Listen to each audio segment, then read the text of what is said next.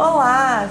Que bom que você chegou ao nosso canal, seja bem-vindo! Este mês de novembro nós estamos dando continuidade ao estudo nos Passos dos Apóstolos, que iniciamos no mês de outubro. Hoje, especificamente, o pastor Cício estará trazendo para vocês um pouco sobre o que fazer quando as coisas vão mal. Nós iremos ver o que os apóstolos e a igreja fizeram numa situação um pouco complicada. Não se esqueça de curtir, comentar e compartilhar com alguém essa mensagem. Espero que você goste e que Deus te abençoe. Muito boa noite, Igreja Batista aqui em Araçás. É um prazer, uma honra estar com vocês aqui mais uma vez para a gente continuar a nossa série nos Passos dos Apóstolos. Essa série que a gente tem tratado como esses grandes homens de Deus caminharam com Jesus, como que eles andaram junto com o Mestre e também depois que o Mestre morreu e ressuscitou. Antes eu quero falar uma coisa que aconteceu comigo essa semana, uma experiência inusitada. Eu tive no Rio Grande do Sul e nós sabemos que o estado do Rio Grande do Sul é o estado com menos quantidade de igrejas evangélicas no Brasil. Tem uma dezena de cidades, uma dezena de municípios que não tem sequer uma igreja evangélica. Certa altura do campeonato, alguém me aborda na rua tentando me vender alguma coisa e perguntou qual que é a minha profissão. Eu respondi, não minha profissão, eu respondi o chamado de Deus na minha vida e disse, eu sou um pastor batista. Para minha surpresa, uma moça que estava do lado desse rapaz, uma moça de uns 20 e poucos anos, ela olhou para mim com a cara de espanto e perguntou, o que é isso? E eu fiquei sem saber o que responder para ela. Aí eu sou um pastor batista. E ela continuou com uma interrogação no meio do rosto. Meus irmãos, nós vivemos em um país denominado cristão, onde no estado do nosso país, uma pessoa não sabe sequer o que é ser um pastor batista. O olhar dela de assustado assustou mais a mim do que a ela, porque eu nunca imaginei que aqui no meu país a igreja batista e um pastor batista fosse ser apresentado como um astronauta, um extraterrestre. Pois bem, isso aconteceu tem pouco tempo e isso mostra o tanto que nós precisamos ainda caminhar nos passos dos apóstolos. Como que nós precisamos ainda andar nos passos dos apóstolos. Essas 9 mensagens que nós vamos pregar nos mostram a importância de nós continuarmos uma vida na caminhada desses grandes homens de Deus que caminharam ao lado do próprio Deus aqui na terra. Como esses homens atuaram? Porque hoje nessa semana, eu passei por alguém desconhecido, mas esses homens, eles eram totalmente desconhecidos. Homens simples, homens do povo, homens que viviam sua vida ordinária até que Deus os chama para que eles cumpram uma missão específica. E como que esses homens faziam quando as coisas não iam tão bem? Quando as coisas pareciam perder o controle? O que eles faziam? Por onde andavam? O que comiam? Nós vamos ver hoje aqui na Ibara.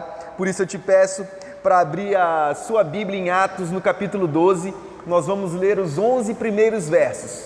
Atos, capítulo 12, nós vamos ler os 11 primeiros versos. Eu vou ler, nós vamos projetar também para você, mas eu quero que você mantenha a sua Bíblia aberta e use esse texto como devocional. O texto é rico e tem muito mais versículos de onde esses aqui vieram. Se existe Atos capítulo 11, significa que nós temos mais capítulos antes dele. E você pode ter certeza que existem outros capítulos depois. E o texto na Nova Versão Internacional narra da seguinte forma: nessa ocasião, o rei Herodes prendeu alguns que pertenciam à igreja com a intenção de maltratá-los e mandou matar à espada Tiago, irmão de João. Vendo que isso agradava aos judeus, perseguiu, prendendo também Pedro, durante a festa dos pães sem fermento, Páscoa. Tendo-o prendido, lançou-o no cárcere, entregando-o para ser guardado por 4 escoltas de 4 soldados cada uma. Herodes pretendia submetê-lo a julgamento público depois da Páscoa. Pedro então ficou detido na prisão, mas a igreja orava intensamente a Deus por ele. Na noite anterior ao dia em que Herodes ia submetê-lo ao julgamento, Pedro estava dormindo entre 2 soldados, preso com 2 algemas, e sentinelas montavam guarda à entrada do cárcere. Repentinamente, apareceu um anjo do Senhor e uma luz brilhou na cela. Ele tocou do lado de Pedro e o acordou. Depressa, levante-se, disse ele. Então as algemas caíram dos punhos de Pedro. O anjo lhe disse: vista-se e calce as sandálias. E Pedro assim fez. Disse-lhe ainda o anjo: põe a capa e siga-me. E saindo Pedro seguiu, não sabendo que era real o que se fazia por meio do anjo. Tudo lhe parecia uma visão. Passaram a primeira e a segunda guarda e chegaram ao portão de ferro que dava para a cidade. Este se abriu por si mesmo para eles e passaram. Tendo saído, caminharam ao longo de uma rua e de repente o anjo o deixou. Então Pedro caiu em si e disse: agora sei sem dúvida nenhuma que o Senhor enviou o seu anjo e me libertou das mãos de Herodes e de tudo que o povo judeu esperava. Esse é um texto muito importante, amados. É um texto muito impactante e alguns historiadores sugerem que isso aconteceu mais ou menos 10 anos depois da ressurreição do nosso Senhor.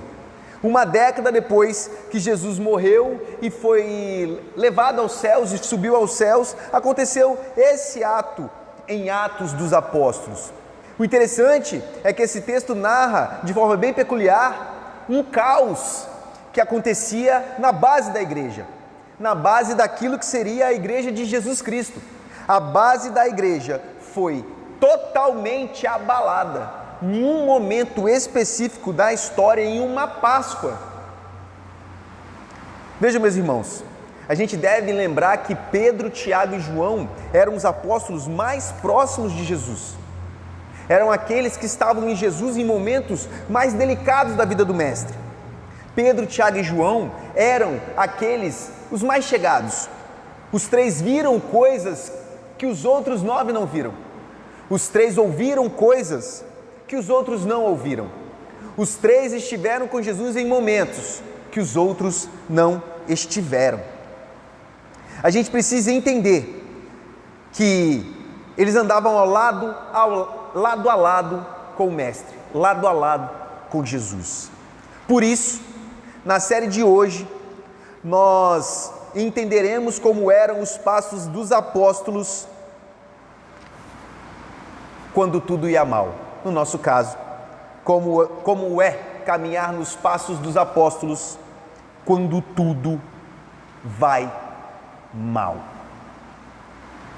A primeira coisa que nós aprendemos nesse texto é que uma igreja apostólica sabe que talvez você não veja a igreja crescer. Uma igreja apostólica sabe para quem que a igreja cresce. Lembra que eu falei de Tiago, um dos 3 mais próximos de Jesus? Pois é, Tiago sequer participou do primeiro concílio da igreja. Tiago não estava na igreja quando Paulo mandou cartas, quando ela se fortaleceu, quando ela cresceu no primeiro concílio. Tiago não estava. Tiago simplesmente foi morto antes disso que nós chamamos de igreja, em vários locais, em Jerusalém, confins da terra, Jerusalém, Samaria, confins da terra. Antes disso, Tiago foi morto. Tiago, como eu disse, viu coisas absurdas de Jesus. Tiago, como eu disse, esteve com o Mestre em momentos gigantescos da vida do Mestre. Mas a promessa de uma igreja, Tiago não viu. Ele viu o iniciozinho de uma igreja. Ele viu uma perseguição severa e sua cabeça foi arrancada em um momento peculiar da história. Isso nos diz muita coisa, porque isso nos diz que nós trabalhamos não para ver o resultado de um projeto, mas por um reino de um Senhor que já sabe o resultado final de todas as coisas. O nosso Deus, Ele sabe o que Ele quer, Ele sabe como fazer, Ele sabe por que fazer e Ele sabe quem vai ver o Evangelho avançar. Pode não ser eu, pode não ser você. Não foi Tiago, assim também como não foi Estevão. Aprove ao Senhor que esse grande homem de Deus, esse apóstolo, não visse o milagre do Evangelho, não visse as grandes coisas que foram feitas por intermédio de grandes homens de Deus. Mas Tiago não participou. Um homem fantástico, um homem que caminhava perto de Jesus, não viu a igreja avançar conforme Paulo, Pedro, André, João e outros irmãos. Mas a gente aprende mais coisas nesse texto. A gente aprende que uma igreja apostólica sabe que esse mundo vai vibrar com o sofrimento da igreja. Nós vimos que o povo gostou quando Tiago foi morto e Pedro foi preso. Não se engane, não se engane. O mundo nos odeia. E quando eu falo mundo, eu não estou falando planeta, eu não estou falando que a chuva é algo que nos odeia, eu não estou falando que as árvores nos odeiam, não estou dizendo isso. Eu estou dizendo o governo da vida, o governo do coração das pessoas que estão nesse mundo. Não é um governo que olha para a igreja e a ama. A gente vive em contraposição a essas pessoas, nós somos contrários a essas pessoas, nós somos exatamente o oposto do que essas pessoas são. Você pode reparar que sempre que um cristão, seja lá de que denominação for, sempre que ele tropeça, ele é manchete em todos os jornais. Ele vai ser mostrado publicamente, com o único objetivo de manchar a igreja do Senhor. Sempre que algum representante de uma igreja, ou até mesmo uma igreja, sempre que algum membro de uma igreja, sempre que ele falhar, isso será anunciado a todos os cantos. Isso será manchete em todos os jornais. Isso será dito e redito por muitas e muitas pessoas que dirão: olha, a igreja é assim, assim, assim. A igreja é aquilo, aquilo, outro. Não dá para confiar na igreja, melhor estar fora dela. O que eu vou fazer aí dentro, se aí dentro é pior? Sempre nos tratarão pelo pior. Esse mundo nos odeia. Esse mundo não quer que o Evangelho progrida, não quer que a paz do nosso Senhor Jesus Cristo, essa que excede todo e qualquer entendimento, alcance todos os corações. E não pode ser diferente. Eles não podem amar o servo se eles odiaram o Senhor desse servo. O nosso Senhor foi morto pelas regras deste mundo que jaz no maligno. Não pode ser diferente conosco. Não dá para que nós esperemos algo diferente. Não dá. Não tem como. Assim como odiaram o nosso Mestre, nos odiarão também. Assim como maltrataram o nosso Mestre, nos maltratarão também. Assim como mataram Tiago, tentarão nos matar. Assim como prenderam Pedro, tentarão nos prender. Assim como tentaram parar Paulo, tentarão nos parar. Não se engane. Eu fico muito triste quando eu vejo algumas igrejas tentando se moldar aos padrões desse mundo para tentar ter algum tipo de moral com os valores desse século. As pessoas estão pensando assim agora, então eu tenho que ter uma igreja que faça uma adaptação no texto bíblico para que os novos moldes, os novos métodos, as novas fórmulas da igreja, para que ela possa conversar e dialogar com o mundo de maneira melhor. Eu fico muito chateado com isso. Porque nós não temos que dialogar com o mundo, nós temos que apresentar salvação para ele. É óbvio que aqui no Brasil nós conversamos em português, aqui no Espírito Santo nós temos esse nosso jeito de falar, nossas gírias, nossos regionalismos. Evidente que uma pessoa com mais idade vai conversar com outra pessoa com o seu linguajar, um jovem vai conversar com um jovem no seu linguajar, alguém que gosta de samba tem seu jeito de falar, alguém que gosta de rock and roll tem seu jeito de falar, ok. Mas nada disso pode ser superior à mensagem do Evangelho. A mensagem do Evangelho precisa ser prioridade. O meu jeito de ser, a minha forma de falar ou o grupo ao qual eu pertenço tem que ser secundário.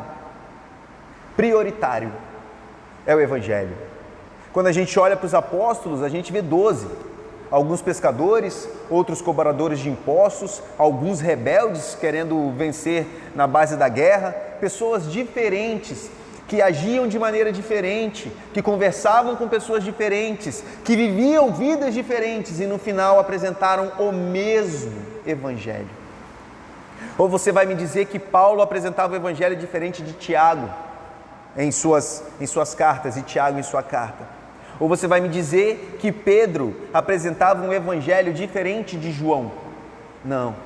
Eles eram pessoas diferentes, de vidas diferentes, em momentos distintos das suas vidas. Mesmo assim, o Evangelho que eles pregavam era um único Evangelho da salvação. Não importava com quem eles falavam. Cada um à sua maneira, eles falavam a mesma coisa. Lucas não era apóstolo, é claro, mas Lucas escreveu com um grego muito rebuscado, um grego com requinte. Paulo escreveu com a firmeza de quem tinha convicções teológicas. Pedro, principalmente em sua segunda carta, escreveu de forma mais rude. Tiago, um bom judeu, escreveu também de forma com que ele conseguia dialogar com o seu povo. Os evangelhos, Mateus é escrito diferente do evangelho de Marcos, que é uma narrativa diferente do evangelho de Lucas e que é completamente diferente em sua narrativa do evangelho de João. Contudo, a mensagem é a mesma. Nós não podemos adaptar a nossa mensagem, mesmo que custe a nossa vida, mesmo que custe a nossa liberdade, mesmo que custe o que custar. Nós pregamos a mensagem do Evangelho, que é a mensagem da salvação. Assim como esses grandes homens de Deus não se furtaram, eles se recusaram a largar o Evangelho. E nós aprendemos mais uma coisa nessa mensagem, que uma igreja apostólica continua orando, mesmo quando tudo vai mal. Vocês entenderam, meus irmãos, o que aconteceu aqui? Um dos pilares da igreja foi morto, um outro foi preso. Ainda assim, a resposta da igreja foi joelho dobrado e um clamor aos céus. Orar sem cessar, é o que nós aprendemos nas Escrituras. Orar sem cessar. Devemos orar o tempo todo. Orar não tem que ser um momento que nós dedicamos, claro, esse momento é muito importante, mas não deve ser só isso, um momento que nós dedicamos em parte específica do nosso dia para que nós conversemos com Deus em algum momento. Orar deve ser uma constância e também devemos ter um momento separado para isso. Nós temos que orar enquanto caminhamos, orar enquanto nos banhamos, orar enquanto namoramos, orar enquanto estamos fazendo qualquer outra coisa. Nossa mente, nossa devoção tem que ser a Deus em todos os momentos. Nos momentos difíceis também. É evidente, meus irmãos, que eu entendo que existem momentos muito difíceis. Momentos onde parece que Deus nos abandonou. Momentos em que sofremos. A gente lê o texto e a morte de Tiago é muito rápida no texto. E Tiago morreu. É muito rápido no texto. Passou ao fio da espada. Mas as consequências dessa morte foi brutal na família dele. A mãe dele ainda estava viva. No final do texto, Pedro vai à casa dela. O irmão dele ainda estava vivo, João. Os amigos que andaram com ele durante todos esses anos estavam lá, estavam vivos. Foi um momento de dor e sofrimento na vida deles. Não se engane, meus irmãos. Foi um momento dolorido na vida da igreja, que viu um dos seus pilares sendo mortos e outro jurado de morte. Pedro iria morrer também. Mas a igreja continuou orando. E nós? A palavra de Deus pede para que a gente continue em oração, agradecendo quando tudo vai bem, suplicando quando tudo vai mal, e implorando quando tudo parece perdido. Simplesmente ore. Converse com Deus, fale com o Senhor, não se intimide. Ore. Lembre-se de agradecer as bênçãos que Deus te deu. E lembre-se de clamar ao Senhor quando tudo parece que está perdido. Ora a Deus. Nós precisamos ter isso em mente. Nosso Deus é um Deus de perto e de longe. Nosso Deus, Ele não tapa os ouvidos à oração do justo. E a oração do justo pode muito em seus efeitos. Santifique-se e ore. Levante sua voz ao Senhor. Não deixe de orar. Não deixe de orar. Ore sempre a Deus. Eu concluo dizendo que uma igreja apostólica entende quando Deus age. E vou além. A igreja entende como Deus age. Não é questão de aceitar, é questão de entender. Deus opera o milagre que Ele quiser, na hora que Ele quiser, do jeito que Ele quiser. Minha oração não domina o Senhor. Minha oração não é e nunca será uma ordem para Deus.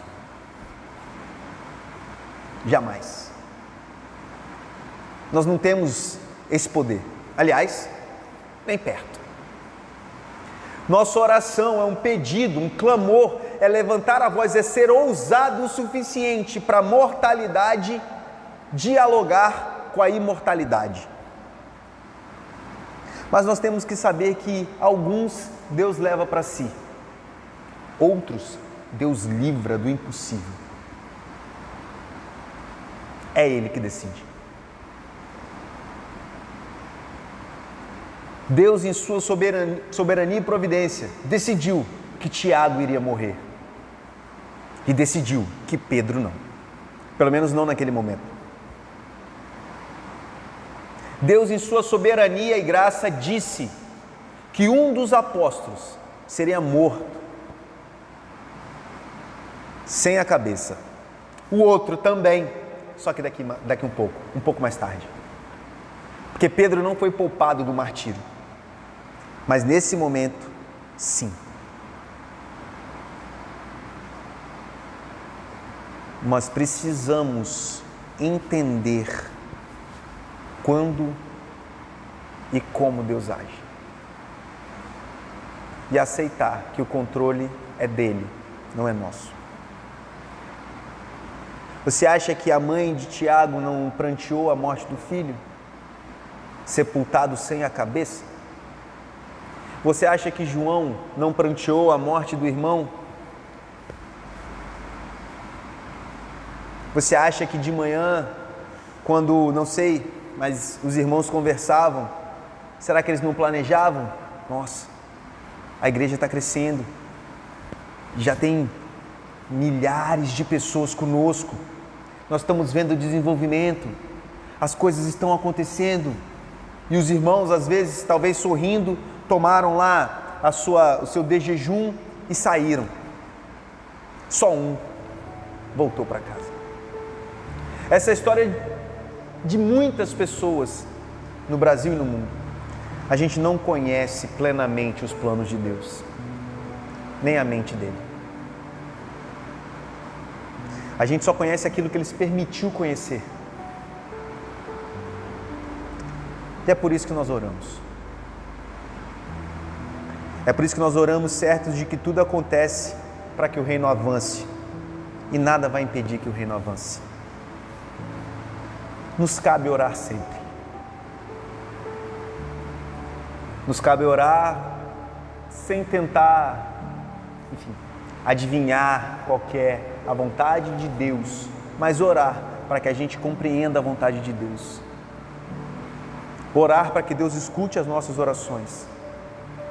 Orar para que Deus tenha mais intimidade conosco, para que nós tenhamos mais intimidade com Ele, para que a presença de Deus ao nosso lado, o Espírito Santo, seja perceptível em nossas vidas, que a gente funcione como um tabernáculo nesse mundo, que a presença de Deus venha a ter aroma ao nosso lado, que a gente possa representar Jesus Cristo em todos os momentos, em todas as situações. Cabe à igreja orar sempre, todo dia, toda a vida. E cabe a nós a confiança que em Jesus nós somos mais que vencedores, mesmo quando tudo vai mal, porque a nossa vitória aponta para a eternidade. Amém. Vamos ficar de pé? Vamos orar ao Senhor? Vamos agradecer a Deus porque Ele é bom e a misericórdia dEle dura para sempre. Agradecer pela palavra de Deus que é viva e que é eficaz, mesmo quando tudo vai mal. Senhor, muito obrigado, Pai, porque mais uma vez nós apresentamos a Tua palavra. Que a Tua igreja cresça, Pai, e que o Senhor esteja sempre conosco. Pai, que nós tenhamos vontade de orar mesmo quando tudo vai mal. Abençoa, Pai, abençoa o nosso país. Que a graça soberana de Jesus, o amor do Pai, as doces e sublimes consolações do Espírito de Deus esteja com toda a igreja na face da terra, até que Jesus Cristo volte. Amém.